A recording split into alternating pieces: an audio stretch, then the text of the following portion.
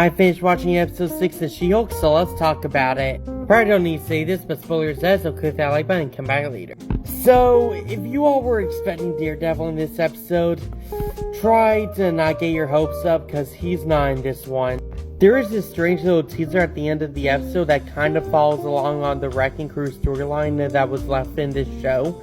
So you can expect for Daredevil to most likely show up in the next episode. My favorite character in this episode has to be Nikki. She is such a riot. I love this girl.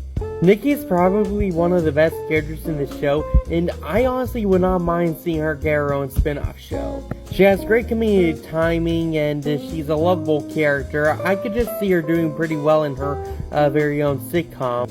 So as I mentioned before, there is in fact no Daredevil in this episode whatsoever. Which is in fact weird, because at the end of the episode, they were clearly setting up Daredevil to be in this episode, because why else would you show Daredevil's mask like that?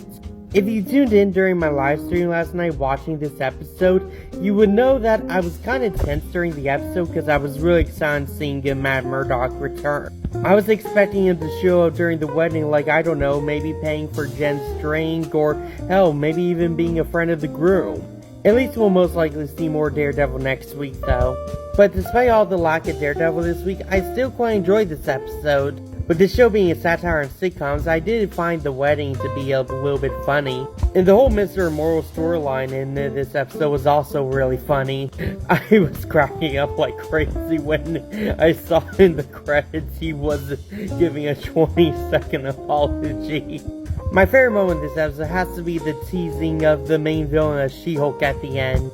It's so nice that this show is finally going back to the whole stealing She-Hulk's blood storyline, and judging by all the hints we got in this scene, there's a pretty good chance that we're getting the leader. With the leader returning to the MCU with Captain America 4, there's a pretty good chance that this is him, and he is the one who's hired the Wrecking Crew to go after Jen and her blood.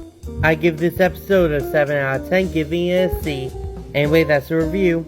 Go down to the comments and tell me what you thought of episode 6 of She-Hulk. Share this video with all your friends, and click that like and follow button to keep updated with all my latest content. See ya!